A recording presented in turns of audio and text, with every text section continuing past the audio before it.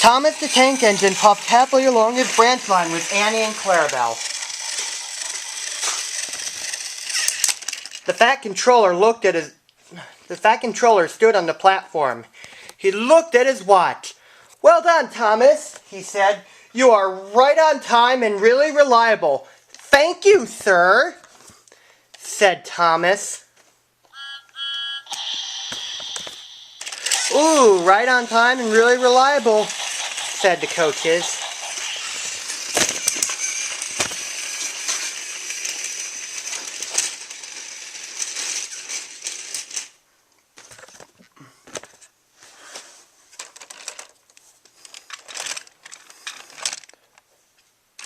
But the big engines were not feeling cheerful at all. "Where's Percy?" said Henry. "He is supposed to fetch our coaches." "We get no rest," complained James. Said James and Gordon.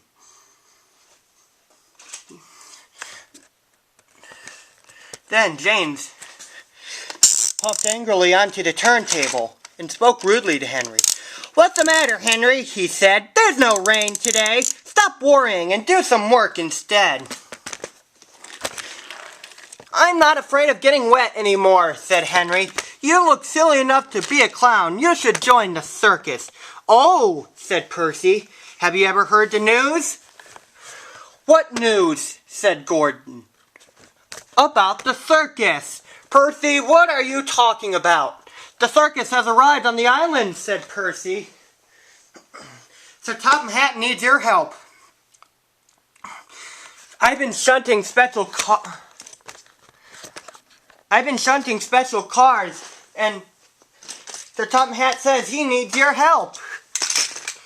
Soon, all the big engines forgot to be tired and cross, until it was time for the circus to leave.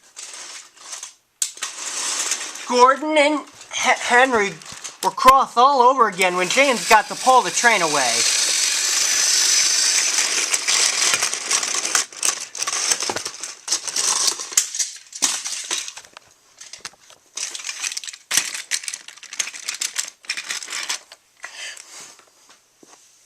A little later, the Fat Controller returned.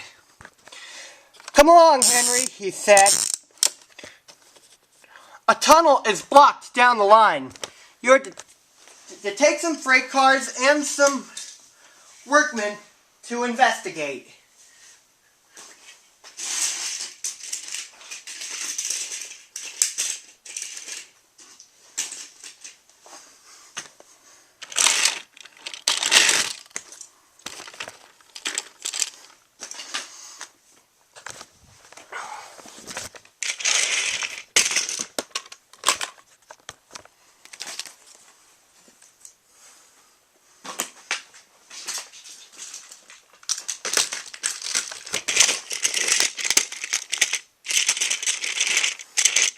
Pushing cars, grumbled Henry. Henry stopped just outside the tunnel. The workmen went inside. It was dark and quiet, but not for long. "Help!" cried the workmen, and they ran out of the tunnel. "We started to dig at the block, but it grunted and moved," said a workman. "Rubbish," said the foreman. "It's not rubbish," said the workman. "It's big and alive. We're not going in there again." "Right," said the foreman. "I will ride in the cars and Henry will push it out." "Wheesh," said Henry unhappily. Henry was still remembering the time he had been shut in the tunnel for being afraid of the rain. "But this is worse." "Peep, peep," said Henry. "I don't want to go in." "Neither do I," said Henry's driver, "but we must clear the line." "Oh dear, moaned Henry.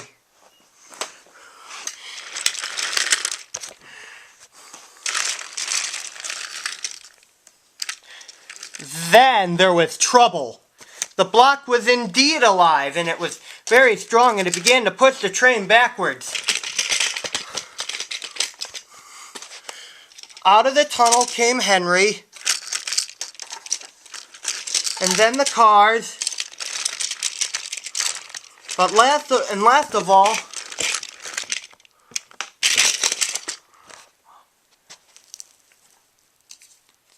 a large cross elephant. Well, I never, said the foreman. The workman fed the elephant some cakes. He drank 3 buckets of water. He drank 3 buckets of water and was just about to drink another when Henry suddenly let out steam. Whoa! Cried the elephant. Water went all over Henry. Poor Henry. The elephant and his keeper were soon reunited. But Henry was most upset. An elephant pushed me. An elephant hooshed me.